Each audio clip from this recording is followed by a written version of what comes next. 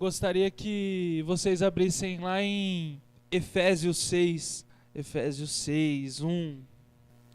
Vou estar lendo lá para vocês na versão Almeida atualizada. Vós, filhos, sedes obedientes aos vossos pais, porque isso é justo. Honra teu pai e a tua mãe, que é o primeiro mandamento com promessa, para que te vá bem e sejas de longa vida sobre a terra. Sabe? Uma coisa que nós não podemos esquecer é que há diferença entre o respeito e a honra, amém, gente?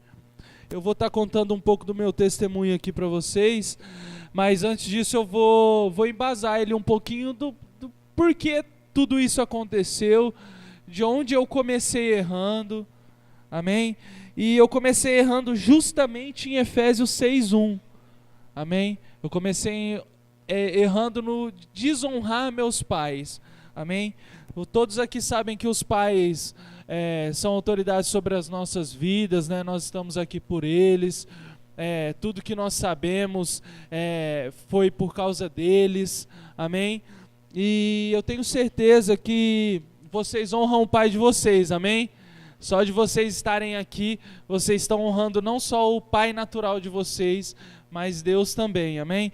E eu queria falar o significado de honra que eu encontrei. Há vários significados, mas eu achei um muito importante aqui para embasar o que eu vou falar, que é devolver à pessoa o que já é dela.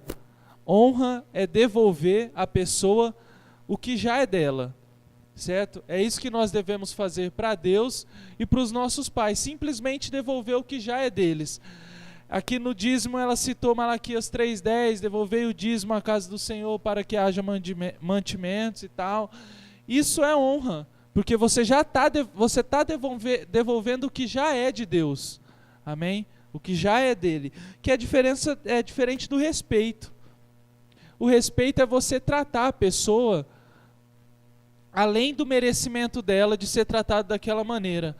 Há um paralelo muito importante, porque honra e respeito são tão diferentes que diz sobre pessoas diferentes, mesmo sendo com a mesma pessoa. Se você honra, diz respeito a outra pessoa. Se você tem respeito, diz respeito mais ao que você é do que a outra pessoa. Então, honra é o que a outra pessoa é e respeito é o que você é. Amém? Vamos abrir lá em Êxodos 20:12. Honra teu pai e tua mãe, para que se prolonguem os teus dias na terra que o Senhor Deus te dá. Então aqui nós temos na antiga e na nova dispensação, Deus falando sobre honrar os pais, né? Então eu acho que é algo muito importante sobre a gente estar falando. Quando eu tinha por volta dos 13, 14 anos, eu comecei a entrar naquela síndrome que todo adolescente entra, de saber que ele tem uma resposta simples para tudo, né? Vocês conhecem alguém assim? Que tem uma resposta assim, parece que se colocar ele na presidência, ele resolve tudo em 30 segundos. Ele tem uma resposta muito simples para tudo. E eu comecei a entrar nessa síndrome de saber que eu achar que eu sabia de tudo, que eu tinha resposta para tudo. E foi aí que eu comecei a dar um tiro no meu pé.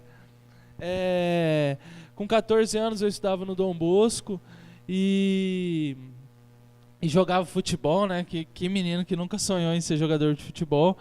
E eu comecei a desonrar muito os meus pais dentro de casa, primeiro dentro de mim, no meu coração. Eu achava que a minha mãe sempre falava groselha. Sempre, cara, sempre. Minha mãe chegava com um papo, não, vai vir um amiguinho seu, vai te mostrar um cigarrinho assim, bolado e tal, e ele vai te oferecer, não aceita, porque isso é droga, droga mata, droga não... Aí eu ficava pensando dentro de mim, cara, que viagem, não é possível que isso vai acontecer, como assim? Eu tô lá na escola, vai chegar alguém com cigarro de maconha e me oferecer? Isso é impossível, né? Ainda mais eu jogo futebol, ninguém fuma maconha, que eu conheço, né, e tal. E eu comecei a pensar nisso e tal, e eu já comecei a negar algumas coisas. Minha mãe, na época eu malhava também, E minha mãe falava assim, não toma suplemento, não toma suplemento. Eu falava, putz, minha mãe nem sabe o que ela fala, né? Minha mãe só fala, só bola fora. E, cara, eu comecei a crescer assim, né? Crescer dentro de mim, ficar muito confiante. Falar, não, eu tenho a resposta para tudo, entendeu? Cola comigo que certeza que vai dar bom. Eu tinha certeza que ia dar bom, né? E aí eu entrei no ensino médio, e nessa transição do 9º ano para o ensino médio, 14 anos é 9º ano, né, agora? Do 9º ano para o ensino médio, rolou uma festinha na casa de um amigo meu, e na época a gente já fumava arguile, porque arguile parece que você é o 50 Cent, não é? Arguile você fuma assim, você assopra, você fala, nossa, eu tô mandando muito. Na verdade, você, né, é escroto pra caramba, na verdade. Essa é a real. Essa é a real.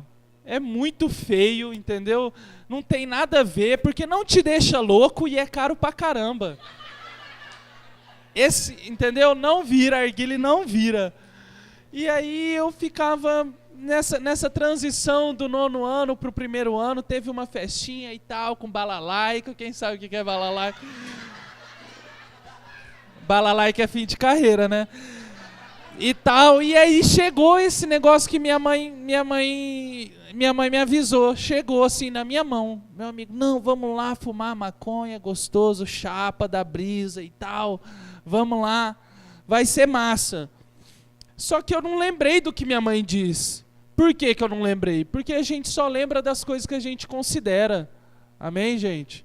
A gente só lembra das coisas que a gente considera. Hoje você pode ser esse jovem que ouve da sua mãe essas coisas, mas hoje está aqui uma pessoa de 22 anos te falando que isso acontece mesmo. Chegou o cara lá com o negócio para mim, de graça. Né? Porque tivesse que pagar, né? Mas de graça, toma. E aí eu fumei e aí começou a pior fase da minha vida, dos 15 aos 20. Eu só regredi. A partir dos 15 anos, né, 1º ano do ensino médio, você se acha mais autossuficiente ainda, né? Pô, já estou no ensino médio, estou aprendendo a equação do sorvete lá. Tô mandando muito, tô regaçando aqui, filho. Se trazer pra mim, eu resolvo qualquer problema. Só que, na verdade, você tá cego pra caramba. Eu quero dar ênfase no cego. Você tá muito cego.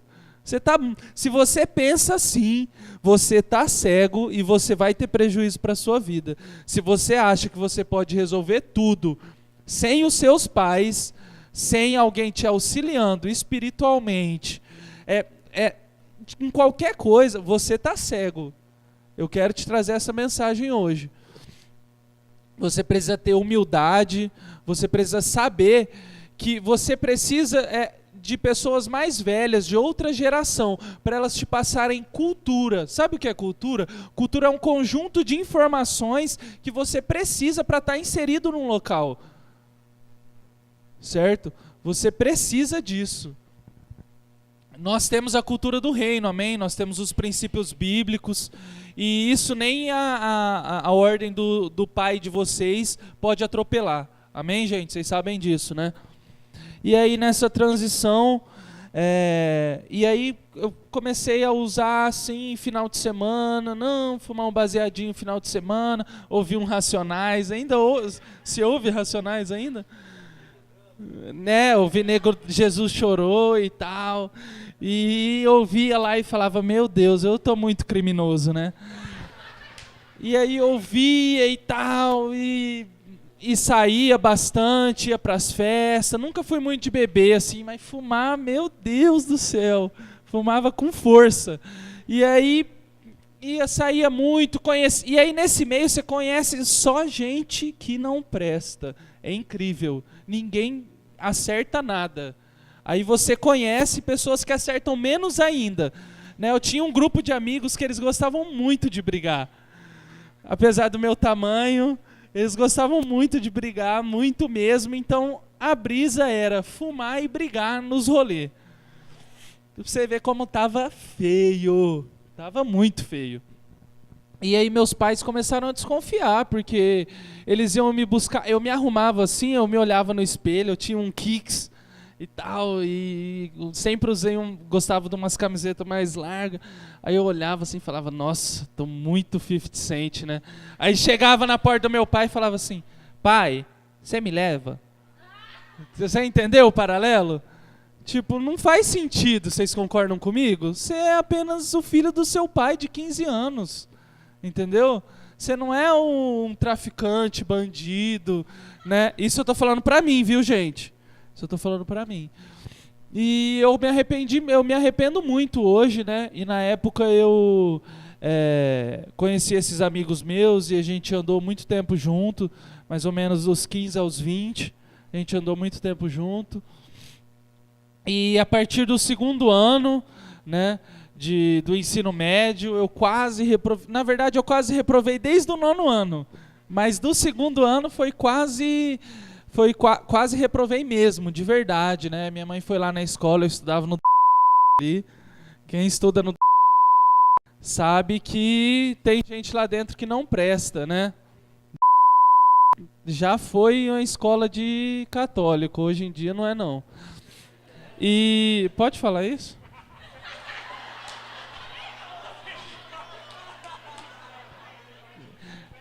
Então, eu estudei lá e eu aprendi. E eu desandei lá, essa foi a verdade, entendeu? Não é culpa da escola, não é culpa da escola, não é culpa minha, lógico. E aí meu pai teve uma brilhante ideia, Ele falou assim, eu queria fazer educação física, hoje eu faço educação física, estou terminando já. Melhor curso, é louco. E no terceiro ano, quando eu fui pro terceiro ano, eu fui convidado a me retirar do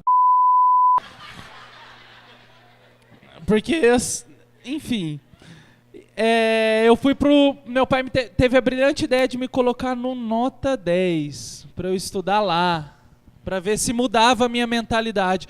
Então vocês veem, gente, que os nossos pais estão tentando sempre nos resgatar, estão tentando sempre nos trazer a realidade, estão tentando sempre falar estuda, sempre dando o papo certo, sempre vindo com a conversa certa, e a gente achando que a gente é autossuficiente, que nós temos a resposta para tudo, que nós podemos fazer melhor que os nossos pais, né?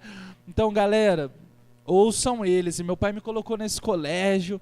Só que o problema é que os pais dos meus amigos tiveram a mesma ideia. Colocou todo mundo no mesmo colégio, né? E aí tal, terminei lá, continuei querendo fazer educação física. E aí ingressei no curso, né? E aí eu conheci um negócio chamado cocaína. Com 17 anos, 17 para 18 anos, entrei muito cedo na faculdade. Eu conheci essa substância, chama cocaína, é de cheirar. E todo mundo sabe, né? Lógico, é de cheirar. E aí eu comecei a ir nos rolezinhos mais pesados, né? Não conhecer uma galera mais pesada na faculdade e tal. E aí, cara, daí já tava ruim. Vocês já viram aquele vídeo? Tá ruim. Mas parece que piorou. Cara, piorou muito. Meu Deus, piorou muito. E meu pai tinha me dado um carro na época, um Vectra. Eu entrei numa loja de roupa com ele, dei PT. Nossa, foi só mancada, só mancada. E aí, conhecendo esses amigos, comecei a cheirar e tal. Só final de semana também, não era todo dia. Não, tranquilo, a hora que eu quiser eu paro. É sempre essa conversa, né? A hora que eu quiser eu paro. É sempre essa conversa, meu Deus. Só muda o endereço. E aí eu comecei a frequentar lugares mais pesados. E cocaína é uma droga cara, é uma droga que você precisa ou ter muito dinheiro para usar, se você for um viciado, ou você precisa vender, né? E conhecendo esses amigos meus, né, logo depois a gente conheceu umas festinhas que chamam festas rave e tal, que acontecem em locais específicos, né? Acontece em chácaras, locais mais isolados, né? E toca música eletrônica. E o engraçado é que eu fiquei muito ansioso só voltando um pouco, dos meus 15 aos 16, porque na Move, ali aquela boate Move, podia entrar com 16 anos. Na minha época começou a poder entrar com 16 anos. Eu falei, nossa, vou pra balada de segunda a segunda. 16 anos, né? E aí tinha que entrar com a aval de alguém maior, acho que era do pai ou da mãe, né? O que é uma vergonha, porque você vai entrar numa boate com um aval da sua mãe e você vai se drogar, né? E aí minha vida foi só piorando. E eu conheci esses amigos meus e meu melhor amigo na época, teve a brilhante ideia de começar a fazer festa, né? O que só piorou as coisas, né? E vocês podem ver, e minha mãe sempre me avisando, Mateus, se afasta dessas amizades, Mateus, esse amigo não é pra você, Mateus. Antes de eu ser amigo, ela já falava, aquele ali não presta, era daquele ali que eu ia ser amigo, você pode ter certeza. Ela já avisava, falava, Mateus, aquele ali não presta.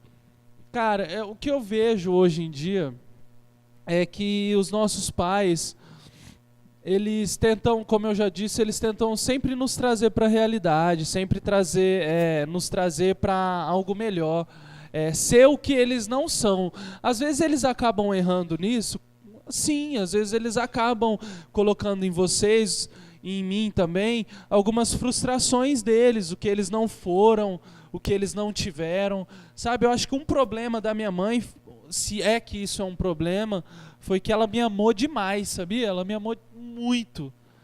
Ela me amou muito. Tudo que eu pedi, minha mãe nunca falou não pra mim, nem meu pai. Nunca falou não. E eu tenho certeza que tem gente aqui que é do mesmo jeito. Você quer um tênis, sua mãe vai falar não, mas se você insistir 2 vezes, ela te dá. Seu pai fala não, mas se você insistir, ele te dá. Há realidades diferentes, certo? Pode ser que não tenha, pode ser que algumas pessoas sejam diferentes, pode ser que pessoas sejam criadas de outra maneira, mas com certeza o seu pai e a sua mãe, ou a pessoa que é responsável por você, ele quer o melhor para você. Isso daí você está ouvindo de um cara de 22 anos, você não está ouvindo deles, do seu tio, sabe aquele tio chato? Você não está ouvindo dele, você não está ouvindo do seu professor, você está ouvindo de um cara de 22 anos que não tem obrigação nenhuma de falar isso para vocês. Mas eu estou falando, se vocês não honrarem o pai e a mãe de vocês, vocês vão ter muito prejuízo mesmo.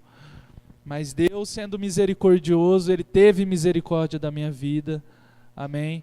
Ele teve misericórdia da minha vida. E quando nós somos jovens, nós ficamos muito ansiosos, né? Para chegar com 18 anos e dirigir, toda aquela coisa de ser independente, né? E, cara, ser dependente dos pais tem o seu lado bom, vocês sabiam disso? Tem o seu lado bom. Eles nos protegem, eles são a nossa provisão, certo? Não só provisão financeira, mas provisão espiritual. Eles nos ensinam coisas. Seu melhor amigo é o seu pai e a sua mãe. Quem vai estar com você nos dias mais difíceis que você tiver, vai ser o seu pai e a sua mãe. Eu acho muito engraçado que os jovens, na minha época também, na minha época, né? Como se eu fosse justamente, como se eu fosse muito velho. Mas a gente tenta entrar em grupos, né? Na escola tem alguns nichos, né? Tipo assim, o grupo da galera drogada, o grupo dos blogueiros ali, o grupo da galera mais pop, o grupo dos nerds, o grupo da gurizada que joga LOL, né? O grupo da gurizada que joga Tibia e tal. Tibia não? Tibia é massa pra caramba. E tem vários nichos, e aí você tem que meio que... Raiz, irmão. Tibia é raiz, respeito o Tibia. E você tem que meio que passar por alguns testes, né, pra entrar no grupo, assim, né? Você precisa ser aceito. Por exemplo, no grupo dos drogados, você tem que ser um adicto, né? No grupo da galera que quer ser bodybuilder, você tem que treinar e tomar suplementação maneira, né? No grupo dos blogueiros, você tem que ter uma boa dialética, ter seguidores e tal, não é? Então, só que muitas vezes nós não somos aceitos, ou nós fazemos muito esforço para ser aceito, né? Um esforço que às vezes acaba machucando até nós mesmos, né? E a última canção aqui dizia que Deus, ele te aceita do jeito que você é. Você não precisa estar inserido em grupo nenhum. Essa é a maior mentira se tem uma mentira que te contaram, é que você precisa estar inserido em algum grupo da escola. Estar inserido no grupo da escola me ferrou. Me ferrou. Certo? Não estou falando que você não tem que fazer amizade nenhuma. Não estou falando que você não tem que ter boas amizades. Mas a amizade, ela não está acima do que Deus te chamou para fazer agora, que é estudar, e a amizade não está acima do seu pai e da sua mãe, certo? E normalmente, quando nós não somos aceitos nesses grupos, né? Ou quando nós somos aceitos nesses grupos, nosso pai e a nossa mãe sofrem bastante, né?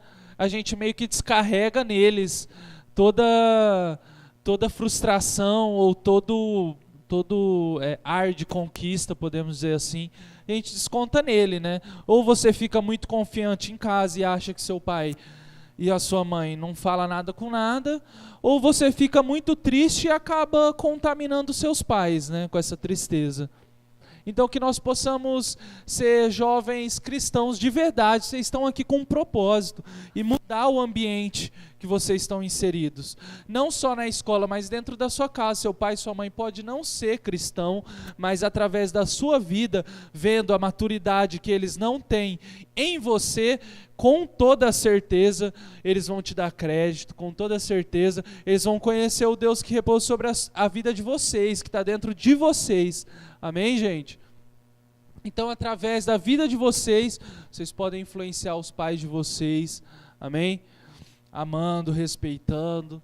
E foi coisa que eu não fiz durante a minha adolescência. Foi um dos meus arrependimentos não ter feito isso, né? Amado, dado o devido valor para os meus pais, né? E aí eu cheguei com 19 anos cheirando, né? Eu fazia faculdade, levava as coisas na coxa, né? Colava, me infiltrava no trabalho dos outros ali, para, né, passar e tal. E eu comecei a colar em muita festa, né? E muita festa de quinta, sexta, sábado, domingo. Festa, filho, tem todo dia, né? E eu comecei a ir muito, né? E comecei a fazer alguns favores para as pessoas que vendiam a cocaína, né? Que a gurizada chama de corre. Comecei a fazer uns correzinhos, né? Para alimentar o meu vício, porque, pô, quem que vai ter dinheiro com 19 anos para cheirar com força, né? Só se for seu pai te der, né? E aí meu pai já sabia que eu estava fazendo. Na época eu treinava também, tomava anabolizante, né? Olha só, um animal, né? Podemos dizer assim, porque, putz, você toma anabolizante, você cheira, você faz tudo que está errado, tudo que a sua mãe, você pegou, anotou o que a sua mãe te disse para não fazer e você fez. Parabéns para você. E aí eu cheguei aos 19 anos e comecei a fazer isso daí, fazer uns correzinhos, ir nas festinhas rave, tomar bala. Todos sabem o que é bala aqui, né? Êxtase. comecei a tomar papel, né, que é ácido, comecei a baforar, desandei, perdi assim todo o norte, né? E quem pagava muito caro por isso, mais do que eu, eram os meus pais, certo? E nós não conseguimos honrar as pessoas se nós não honramos nem nossos pais. Eu faço educação física e eu faço licenciatura também, que é uma parte voltada para o desenvolvimento, crescimento e desenvolvimento do ser humano. E tem uma parte que fala muito sobre a psicologia. E um dos fatores da criança não obedecer à professora é porque ela já não obedece os pais. Então, trazendo esse paralelo, nós não conseguimos honrar, por exemplo, a vida da Mariana e do Lucas Paulo, se primeiro vocês não estarem honrando as pessoas que estão mais próximas de vocês. Amém, gente? Que são as pessoas que cuidam de vocês, que dão amor, provisão, né? E nessa caminhada eu só tive perdas, né? Na minha adolescência, né? Nessa parte da faculdade. E eu comecei a vender numa escala maior, né?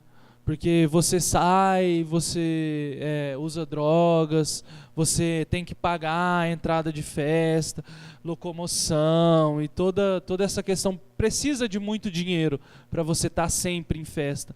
E eu comecei a vender numa escala maior, né? Comecei a me envolver com o por trás da cortina.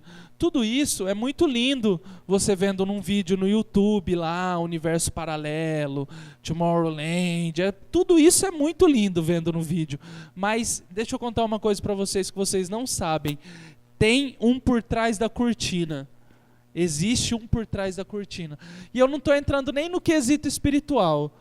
Tem um por trás da cortina ali que não aparece no vídeo. Certo? Que são as pessoas traficando droga lá dentro, são as pessoas cobrando dívida lá dentro, são as pessoas maquinando mal lá dentro, são as pessoas estuprando mulheres lá dentro, né? Isso não vai aparecer no vídeo, lógico, mas isso hoje é o ápice do sonho, né? Imagina o seu amigo de 16 anos, 17 anos, 18 anos falando, eu fui na Tomorrowland, nossa... O cara é um semideus, né, do eletrônico, né? E na verdade isso não vai trazer nenhum benefício para ele, né? Na verdade as pessoas estão adorando o que é errado, né? As pessoas estão adorando o que é errado. Elas perderam total convicção do que é viver, do que é liberdade, né? Porque hoje liberdade parece que é você fazer o que você quer. Mas não, liberdade é você saber quando falar não. Essa é a verdadeira liberdade. É saber quando você fala não. E na época da faculdade tinha um cara que ele era muito massa. E ele que me induziu a cheirar, né, na verdade. Né? Fui quase obrigado. Só que não. E ele era muito massa. Por quê? Porque ele fumava cigarro. Ele tinha uma tatuagem em japonês, na época estava na moda ter essa tatuagem aqui atrás, assim, escrita em japonês. Ele era grandão e tal, e tinha uma moto meio esportivona. Aí eu falei, não, esse cara é muito massa. Preciso ser amigo dele, preciso ser igual a ele, preciso descobrir o que ele faz, né? E aí ele era da minha sala e a gente começou a ser amigo, a gente começou a se envolver, né? E daí só piorou, aí que piorou mesmo. Porque ele cheirava, me ensinou a cheirar, me deu os contatos de quem vende, se eu quisesse vender, ele tinha, né? E você vai perdendo muita credibilidade com as pessoas, com os professores, né? Você vai perdendo um pouco de know-how, você vai perdendo tudo, né, cara? Mao Tse Tung, sabe o que ele fazia quando... Vocês sabem quem é Mao Tse Tung, né? Não, Mao Tse Tung é um ditador oriental. Quando ele não conseguia dominar uma área, ele jogava droga lá. Ele fazia as pessoas se drogarem lá, porque assim ele conseguiria dominar aquela área mais fácil, né? Ele liberava o uso de drogas naquela área, que as pessoas conseguiam ser manipuladas mais fácil. E assim que eu comecei a me sentir depois de um tempo. Falei, cara, tá acontecendo alguma coisa com a minha vida que tá esquisito. Eu sinto cheiro de morte, assim, eu tenho sensação de morte, parece que a morte está muito perto toda hora. E nessa vida, cara, eu conheci assim várias pessoas, né, que eu achava que eram meus amigos, né? E aí comecei a traficar, comecei a usar, né? E comecei a ir nas festas, viajava para festival, né? E o engraçado é que na verdade ninguém é o seu amigo ali. Você vai descobrir isso só depois, quando você se converter você vai descobrir isso. E nessa estrada eu comecei a me envolver com eles, né? E um dia um amigo meu me ligou, amigo meu assim, conhecido de uns amigos meus, ele era escrivão. Ele me ligou e falou assim: ó, Mateus, vou te falar uma coisa, cara. O que você está fazendo, você não vai aguentar as consequências. Para de fazer o que você está fazendo, a gente sabe o que você está fazendo. Ele é escrivão da Polícia Civil. Então, né, vocês já saberiam um fim. E eu, óbvio, na hora eu fiquei muito assustado. Eu falei, não, tá errado isso, cara. Tá errado. E alguns dias antes teve uma festa na Move que eu usei muita droga mesmo. E eu comecei a ver demônio assim nos meus amigos. Comecei a ver uns vultos, uns negócios. Tipo, eu comecei a ter eu comecei a olhar o espiritual dentro do rolê. Eu fiquei em choque. Falei, meu Deus, eu não sabia que tinha tudo isso por trás. Eu não sabia que era tudo isso. E eu comecei a ver, tem um lugarzinho da Move que você sai, que é uma areazinha de fumante ali pela direita, que se você sair lá, eu saía lá, eu via tudo escuro mesmo. E eu comecei a ficar assustado, né? Eu comecei a falar, cara, fiquei na bad. Falei, cara, né, no mínimo que você fica na bad, né? Vamos dizer outra coisa. E eu comecei a desconfiar. Falei, cara, tem um por trás espiritual. Tem alguma coisa espiritual que eu não tô vendo, eu tô cego, entendeu? Eu tô acabando com a minha vida. Assim, eu tô destruindo tudo que os meus pais construíram para mim, né? Eu já vinha destruindo, mas numa escala menor, numa escala que não me traria um prejuízo, podemos dizer, de anos, né? Só que agora eu estava fazendo coisas que me trariam prejuízos em larga escala, né? Em muito tempo, né? E eu comecei a me envolver nisso. E nesse dia eu tive um pequeno surto, né, na Move lá, mas assim, fiquei na minha, quietinho, só que vendo tudo isso, né? E aí voltei para casa e depois teve eu sempre saía sexta-noite, aí voltava para casa tipo assim, para comer, trocar de roupa, já voltava pro rolê, dormia mesmo em casa domingo, depois do Fantástico. Domingo à noite, né? Sempre estava muito fora de casa, né? Sempre estava levando tranqueira para um lado, levando tranqueira para o outro.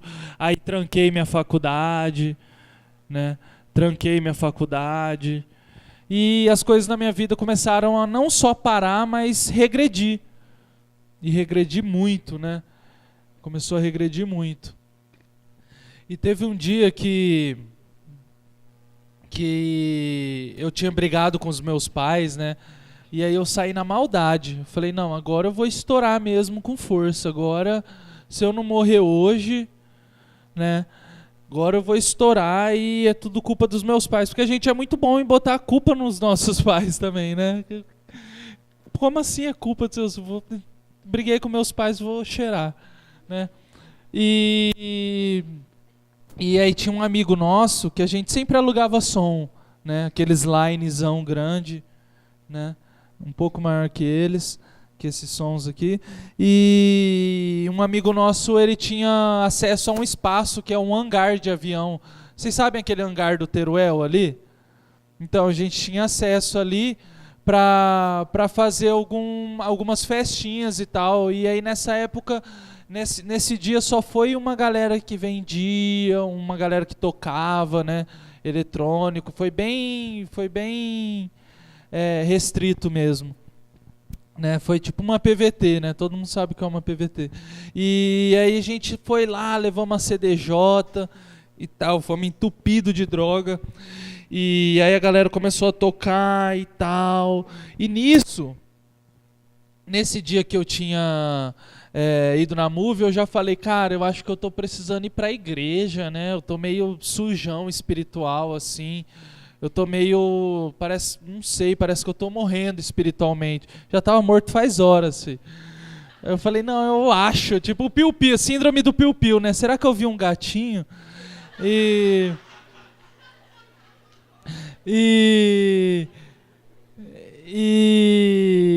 aí eu fui lá pra esse hangar, né? E a gente usou muita droga mesmo, muita droga mesmo. E aí eu surtei, mas surtei surtando. Surtei com força. E eu comecei a achar que os meus amigos queriam me matar. Né?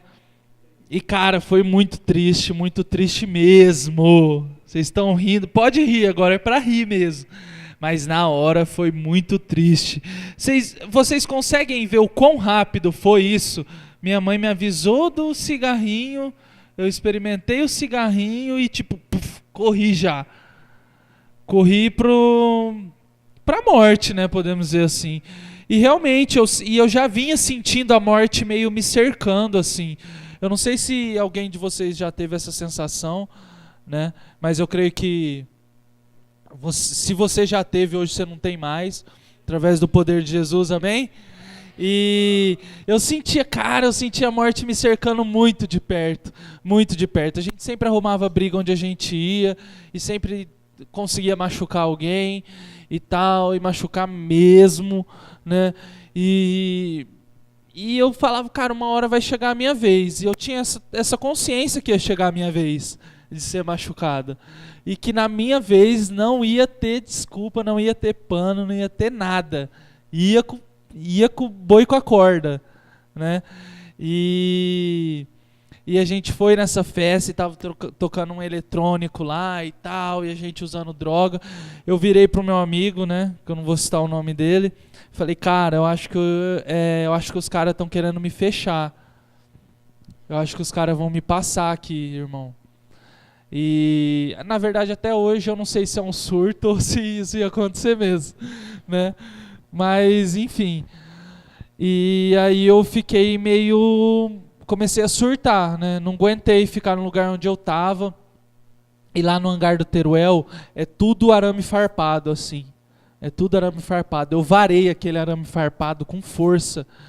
Mas eu saí, quando eu olhei para trás, eu já tinha varado. E meus amigos, volta aqui e tal. Eu falei, pronto, agora que azedou o aqui. Aí fui, comecei a correr da estrada de chão até o hangar Teruel, se eu não me engano, dá uns 15 km, 10 km, né? E aí eu comecei a correr. Aí invadi umas fazendas, invadi uns lugares que tinha lá, e a galera, ô menino, vem cá, menino. Você precisa de ajuda, não sei o que e tal. E aí eu ouvi uma voz dentro de mim falar assim... E agora você vai sofrer tudo o que você fez sua mãe sofrer. Você é louco, chego, me arrepio. Mas foi isso mesmo. Eu ouvi isso assim, com voz audível. E tinha umas plantinhas rasteiras lá naquela estrada de chão, que era tipo uns espinhozinhos rasteiros, e eu fui em cima delas. Parece que eu tava me olhando em 3D, assim, sabe? Quando você tá olhando em 3D... E eu não tinha controle sobre o meu corpo, né? E aí eu comecei a olhar, falei, cara, agora eu vou morrer, agora ferrou. E eu ouvia uma voz posteriormente dizendo assim: se joga na frente do caminhão que toda essa dor vai acabar. Né, você já está chegando na BR, se joga na frente do caminhão que a dor vai acabar. E aí eu falei, putz, é isso que eu vou fazer, né? Bela ideia.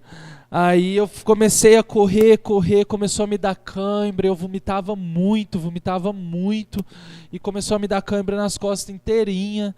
Cara, e dói muito. Pensa, pra você sentir dor, drogar tem que doer muito. E doía muito. E eu cheguei na BR, até que enfim cheguei na BR e tal. E aí eu olhava assim os caminhões passando, um para um lado, outro para o outro, falando, nossa, vai acabar a minha dor agora. Aí na hora que eu entrei na frente de um caminhão, eu dei mais um passo para frente, aí passou um de um lado e o outro do outro. E eu fiquei bem no meio assim. Aí eu me dei conta, eu falei, nossa, tem alguma coisa errada. Sério, só aí eu fui me dar conta. Eu falei, cara, eu tô muito doido. Aí eu meio que tive controle do meu corpo de novo, né? Aí eu meio que voltei em mim e falei, cara, eu tô muito doido, eu vou me matar. E aí tinha umas braquiaras do outro lado, eu atravessei e tal. Eu lembro que meus amigos, eles foram atrás de mim, acho que umas 2 ou 3 vezes, depois eles desistiram. Massa, né? Eu, na bad, na pior, meus amigos me deram uma procurada nas redondezas ali e depois vazaram, cara, me deixaram lá.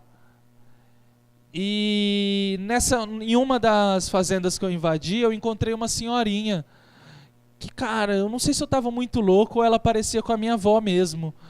E eu nem sei, na verdade, se era uma senhorinha, se eu encontrei ela mesmo. Mas eu encontrei... Peraí, é que...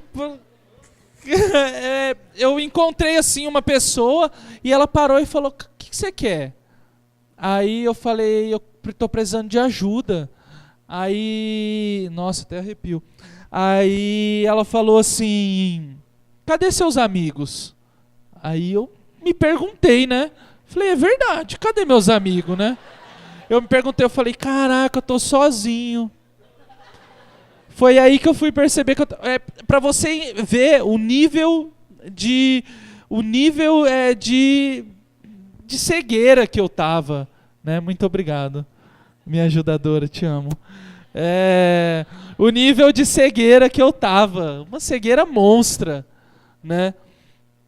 E aí, sabe o que essa velhinha fez? Eu falei, eu não sei, cadê os meus amigos? Eu não sei, eu usei muita droga, tô muito doido e eu acho que eu tô morrendo. Eu falei pra ela. E por dentro também eu sentia que eu tava morrendo, parecia que eu tava tendo uma parada, sei lá, eu não conseguia respirar. Umas horas eu não conseguia respirar, outras horas eu tinha cãibra nos músculos das costas inteiro, que eu caía no chão, não conseguia andar.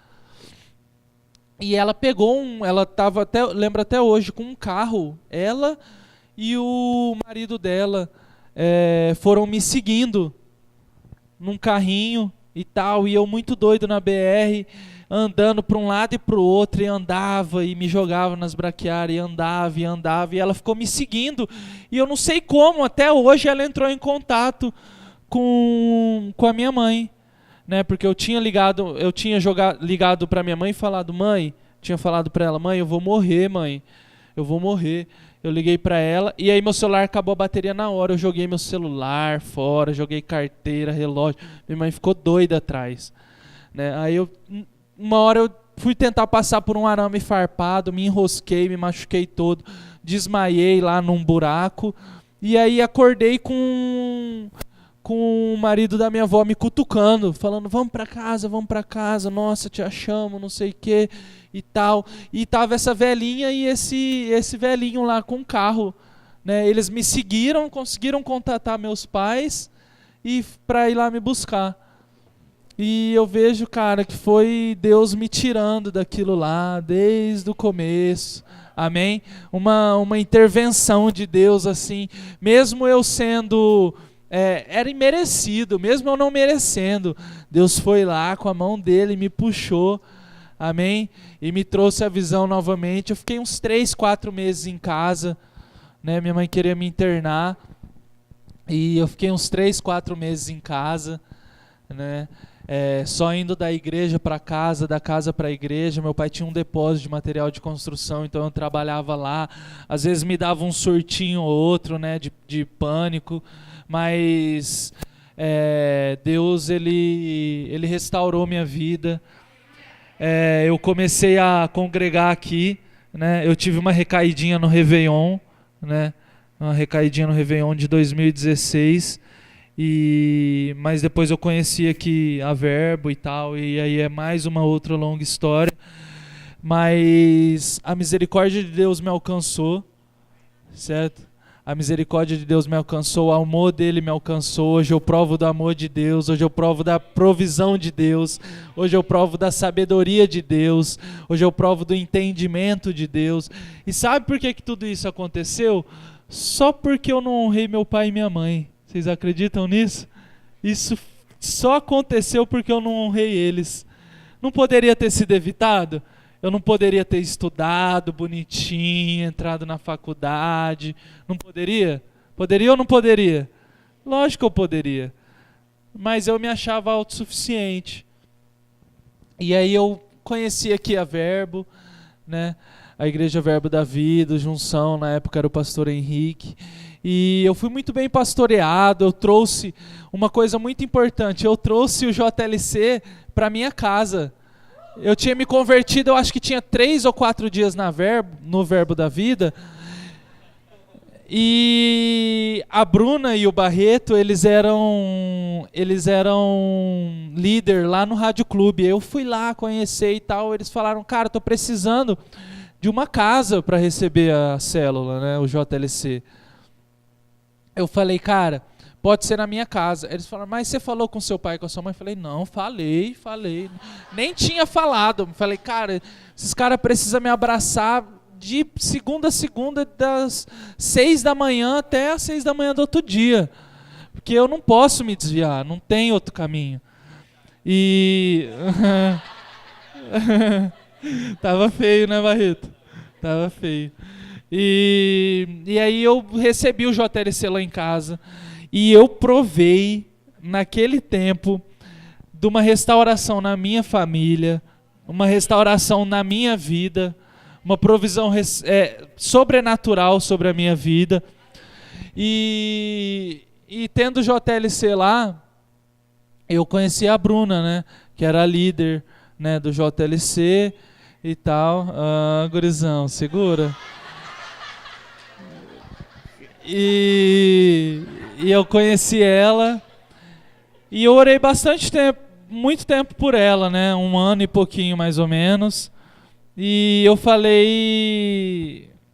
terminei falando que eu gostava dela, né? Um dia falei que eu gostava dela e ela me amava também, porque